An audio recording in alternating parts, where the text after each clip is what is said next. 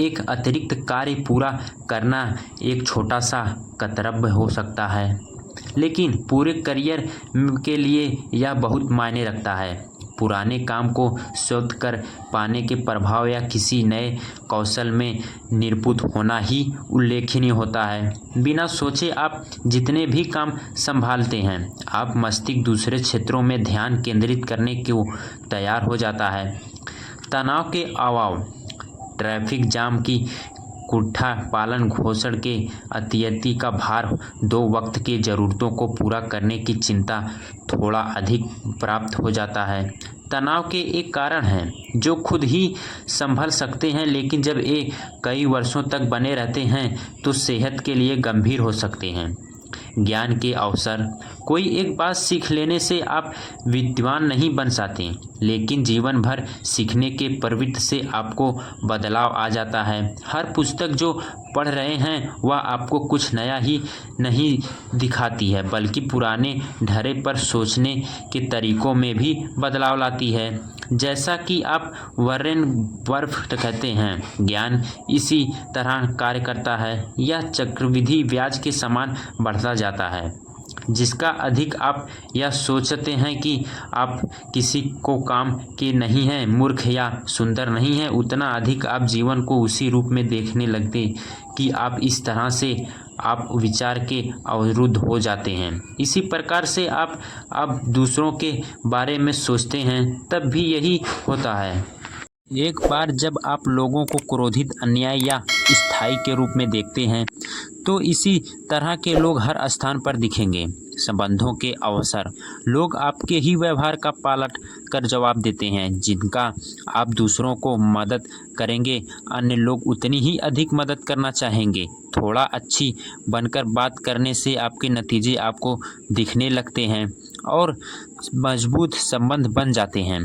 क्रोध के अवसर, बहुत कुछ ऐसा होता है कि ढंगे विरोध आंदोलन किसी के घटना की नतीजा हो। जब तक छोटे छोटे आक्रोश हर दिन का विकार धीरे धीरे बढ़ाता जाता है, फिर एक घटना घट जाती है, जैसे आक्रोश जैसे जंगल की आग के जैसा फैल जाता है। सफलता के फल अवसर पूर्ण के कामों के परिणाम ही होते हैं, जो बड़े बदलाव के लिए संभावनाएं तैयार करते हैं। यह स्थिति हर जगह देखने को मिल जाएगी। कैसर अपने जीवन का 80% भाग तो पता चले बिना ही बिताता है, लेकिन फिर भी कुछ भी महीने में शरीर को ख़त्म कर देता है। बस पहले 5 वर्ष के बड़ा हुआ नहीं दिखता, क्योंकि वह ज़मीन के भीतर जड़ें जमाता रहता है और अगले 6 हफ्ते में 90 फीट तक बढ़ जाता है। इसी प्रकार से आदतें भी जब तक कोई फर्क नहीं डालती, तब तक कि किसी आपके अहमद सीमा को पार नहीं कर जाते और नए स्तर नहीं पा लेते।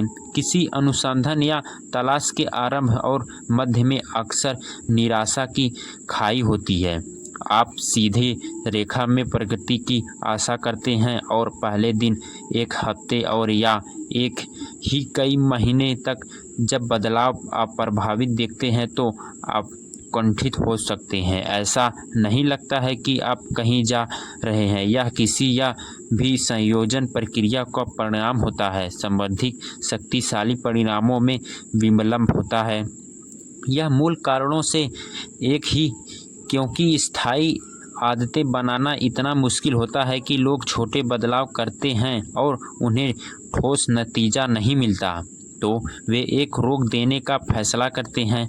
अब सोचते हैं, मैं कई महीने तक हर दिन दौड़ता हूं, तो मैंने अपने शरीर में बदलाव क्यों नहीं देखा।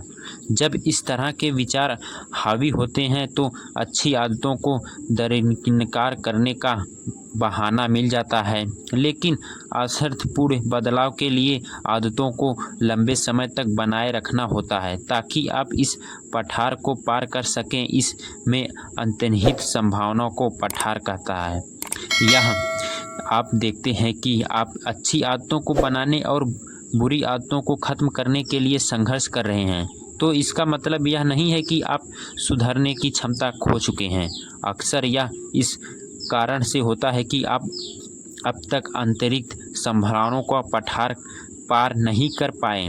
कड़े परिश्रम के बाद भी सफलता हासिल न करने से शिकायत करना, कमरे के 25 में 31 डिग्री तक गर्म करने के बाद भी बर्फ़ का क्यूब ना पिघलने की शिकायत करने जैसा ही है। आपका किया हुआ कर्म नष्ट या व्यर्थ नहीं गया, बल्कि वह जमा होते जा रहा है। जो भी घटना है वह 32 डिग्री पर होता है। जब आप अतिरिक्त संभावनाओं के पठार का पार कर लेते हैं तो लोग इसे रातों रात अर्जित की गई सफलता कहते हैं। बाहर की दुनिया केवल वह नाटकीय घटना देखती है जब आप सफलता प्राप्त करते हैं, वह प्रक्रिया नहीं देखती जिससे आप निकले हैं। लेकिन आप जानते हैं कि आपका वह काम ही है जो आप लंबे समय से कर रहे थे, जिसका कारण आज आप उछाल ले सकते हैं, जबकि कभी ऐसा लगता था कि आप किसी तरह की प्रगति नहीं कर रहे हैं।